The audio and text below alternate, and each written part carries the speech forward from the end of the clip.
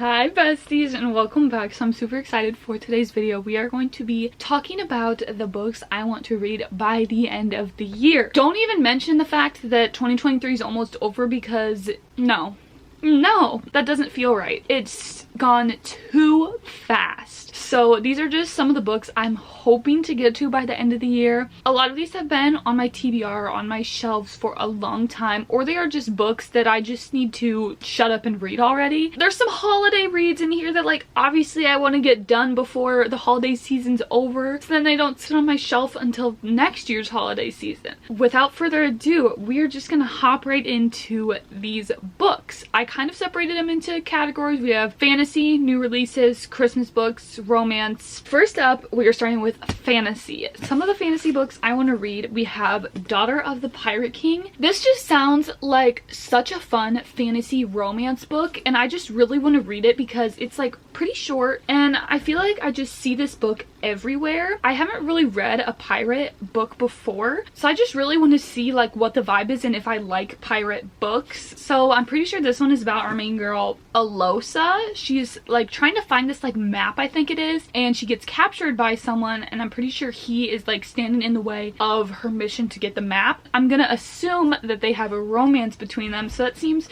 super interesting. I love like the enemies to lovers type thing, so let me know if you've read this, like motivate me to read it. Basically any of these books, if you've read them, motivate me to read them in the comments. And then next up, I really want to get into Chloe Gong's books, so I'm pretty sure you're supposed to read these and then you get into the Foul Lady Fortune series. I really want to read these. I have no reason why I haven't. This is set, oh, what year? 1926 Shanghai, and it's about like gangs and their kind of like gang wars, I guess, and it is a Romeo and Juliet retelling. Why haven't I read this? Literally, why? I have no reason, because that seems right up my alley. I don't know like the main like plot other than there's just like rival gangs type things, but I think the setting seems super interesting, and I love how like this is just like a massive world, so if I like this series then I can read Foul Lady Fortune and then they kind of connect, so I love that. Why haven't I read this? This is another series that I'm just like, why haven't I read it? Like, I don't have a good reason. I know I'm gonna like it. We have the Kingdom of the Wicked series by Carrie Maniscalco. I've read one of her books before. I read Stalking Jack the Ripper, I think it was. One of those in that series. I'm pretty sure the first one, the blue one. To me, that she wrote this and that, it doesn't seem like the same author wrote them. But I enjoyed that book. It wasn't a favorite or something I really like remember, but I remember liking it. I love these covers. In this world, there are the Princes of Hell, they're called. In my mind, they're kind of like fates in the Once Upon a Broken Heart series. If you read that, like that's what my mind kind of correlates them with. Basically like beings that everyone kind of warns you against. It looks like she had a twin sister and her twin sister passes away, unfortunately. She meets Wrath, one of the wicked princes. It says that they have to solve murders, which sounds super interesting. I don't know why I haven't read this. Convince me, please. And then another fantasy, I'm not sure if this is a series, I think it is. We have The Paper Princess by Erin Watt. I have eyed this book every time I go into Barnes. Don't know why I haven't picked it up. It feels like kind of like the standard fantasy book plot. She gets taken from her like poor land and gets thrown into like the castle, like rich world, and there's like love interest and all of that. I don't know, this just sounds so interesting to me, and I love that like idea of like a girl getting transported to another world, basically. Love it. And then we have Lightlark by Alex Astor. This is one of those books where I see all over the internet, but not because people are raving about it, because the author literally posts about this book a ton, which go off. We love your marketing. That being said, I don't know people's opinions about this book or if people think it's a good book, you know? But also with that, I can kind of form my own opinion with it, and I've had my eye on this book for a while and I finally bought it. I think it's about this island that appears every 100 years, whatever, and there's something about a game being played on said island, and that whole idea seems super interesting to me. It's not like It's kind of like a different sort of fantasy than I read a lot. I'm not sure if there's romance in this. I have no clue, but I feel like with like kind of like the game aspects, there gets to be like alliances, and with that sometimes found family, so maybe we'll get that. I don't know, it sounds super interesting, and I might honestly read this next because, well, sneak peek, I am filming a reading fantasy for a week video, and I just kind of want something like easy next and don't want to start like a huge series, so I might pick this up next. And then we are getting into the Christmas, holiday, wintry reads. I have two I want to mention. I don't have them, but they're literally getting delivered today. We have Lovelight Farms, which this is probably the holiday book I'm most excited for. I've just heard incredible things about it, and the cover is literally adorable. Oh, oh my gosh. I remember I wanted to read this so bad last year, but I didn't get to it. So it looks like there is a Christmas tree farm that is kind of struggling a bit, and they strike a deal with this like influencer where that deal could potentially like save the farm, basically. This is kind of like a friends to lovers. Like the influencer, she like lied saying she had a boyfriend who she ran the farm with, but she doesn't have a boyfriend. Her friend pretends to be it. Oh my gosh, I want to read this right now. I want to read that so bad. That is probably the book I'm most excited for. And then we have Snowed In for Christmas. This book, I kind of do this thing where when I am looking into getting something and put it back and decide not to get it, I then feel bad for said object. I'm like, ooh, actually I feel bad for that book that doesn't have feelings, so I need to buy it anyway. So that is what happened with this one. I picked it up. I was gonna get it at Target when they had buy two get one free, but I put it back and got a different book, and then my brain was like, wait, I feel bad for that book, I need to go get it. So I ordered it. It looks cute. Now that I ordered it, I don't know if I'm gonna like it.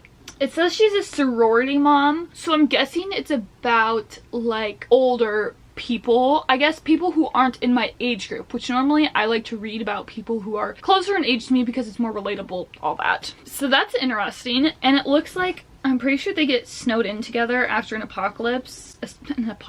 Yes.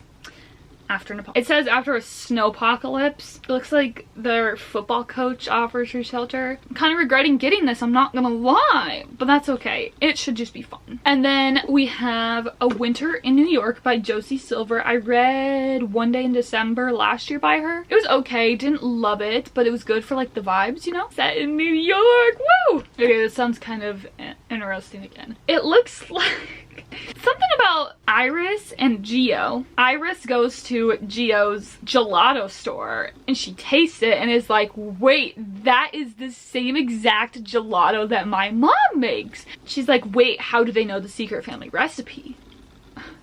This sounds so stupid. Like, if anyone who's not a reader like is listening to this, they're like, what the hell? Looks like she offers to recreate the gelato and falls for their family. I mean, sometimes I wonder. And then we have In a Holidays by Christina Lauren. I think this is like a time loop one, and I freaking eat those up every time when there's like a time loop where they have to redo something. That's about all I got. She has to redo the holidays over and over again. I love time loop books. I know that's probably like an unpopular opinion, but I eat them up every time. And then we have Mistletoe and Mr. Right. This book, obviously, there's a dog on the cover, and that's why I bought it at half price, because it looks like my dog. Ooh, it's set in Alaska. I love just like interesting settings in books. I think she is like a big city girl and she goes to this town in Alaska and just kind of shows she belongs and all that. I don't know. Reading the back of these books sometimes makes me question why I bought them.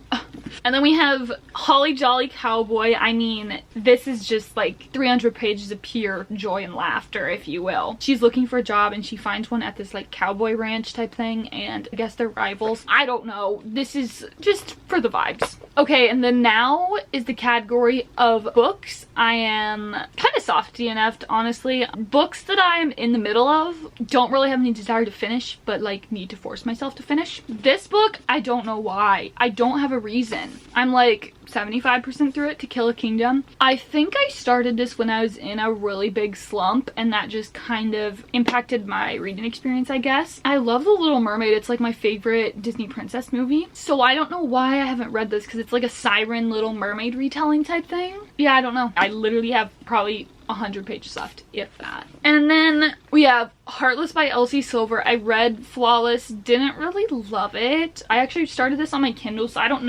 actually know where I'm at, probably like page 100 some. Again, I don't have like a good reason to why I soft DNF'd it, but that's all I got. I mean, I just need to finish this so I'm not like in the middle of 30 books at the start of the new year. This book I have been reading since April. I don't know why I can't get into it. I've tried. It's kind of excruciating, honestly. A couple days ago, I was in like a car ride for a long time, so I got the audiobook on Spotify, because now if you're a premium member, you can listen to audiobooks. Slay. Spotify. That was free advertising. Sponsor me.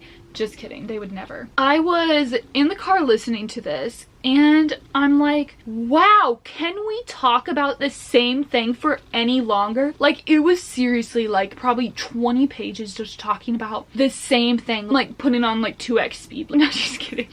But seriously though, it was really repetitive and kind of boring. I was listening to it in the car. I fell asleep for probably a good half hour and I wake up and I'm like, we're still at this point? Like, I literally woke up and I was like, wait, we are still at this part. And like, it was playing that whole time. Anyway, I just need to finish this book because it is the last like full book in the series and then the little novella. I just need to be done with it. I need to be done with it. And then we have some romance books I want to read before the end of the year, and then some new releases. First up, we have Yours Truly by Abby Jimenez. Oh my gosh, I just realized there's a dog on the cover. Adorable. So I remember there was one day I was going to start this book, and then she has like interconnected standalone books. So usually I'm someone who wants to read them in order, but I kind of just want to read this book because to me it sounds the most interesting out of them. I'm not sure if she's a doctor, but I know he's a doctor, and basically they get off on the wrong foot and she just kind of has a bad impression about him. But he sends her this letter and is like apologizing for everything, and like basically she's like, wow, that makes so much sense now. And I've just heard incredible things about the guy in this book and just their relationship and all of that, so I really want to get to this one. Also, it kind of goes Christmas because it's red. And then we have Before We Were Strangers. Again, I have no reason why I haven't read this. I've heard incredible things. I know it's in New York and I think it's kind of second chancey. Not for sure. I want to go into this blind, so I'm not going to read the back. And then we have Brutal Prince by Sophie Lark. I just love this cover so much. I think it's like a mafia romance, which honestly I don't think I've read before, but I feel like I could eat it up. I'm not gonna lie. And then for some new releases, there is some coming out too I want to get to. We have Never by Jessa. I am so excited for that. I loved Magnolia Parks and Daisy Hates by her, so I'm super excited to read this because it's something like completely different for those, and I'm so intrigued to see how she writes it and just like how the story goes. I think that comes out December 5th, and that's one of those books I will be reading that day. Like, I won't be hesitating to camp out outside of Barnes & Noble and get it and read it that day. And then also there is Ruthless Vows, which is the sequel to Divine Rivals. This is another one I will be reading it the day it comes out. No questions asked. I'll be camping out outside of Barnes & Noble. I think this comes out around, is it November or December? I think it's December. I think it's towards Christmas?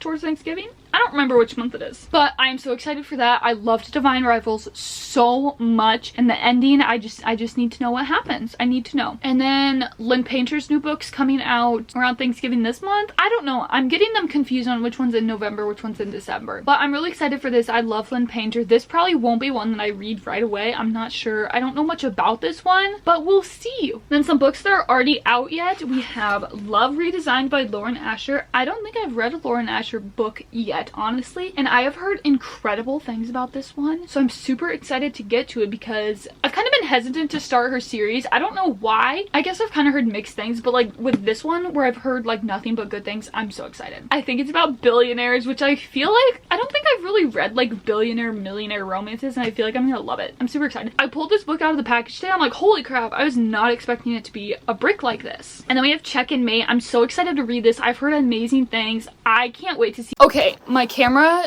just ran out of storage and it's not letting me delete stuff off the SD card. I'm not quite sure where my other ones are. So I'm just gonna end off this here. The last book is Check and Mate. This book I am so excited for. I've like enjoyed all of Ali Hazelwood's books, but since they've been so like STEM focused, I haven't really clicked with them. But this one, I feel like since it's YA and not as like science focused, I feel like I'm gonna love it. And it's like really short, and a lot of people say they start playing chess after this. I mean, you know, I could use a new hobby, I guess. So I'm really excited about this one, and I can't wait to see how she does YA. And then that is all of the books for this video. If you have read any of these, please let me know how you felt about them and which ones I should read first, because I would like to at least read a chunk of these, especially the ones I'm halfway through. So please let me know if you've read these, and let me know what's on your TBR for the end of the year, because I don't need to add more to mine, but I would like to. I'll see you guys next time. Peace.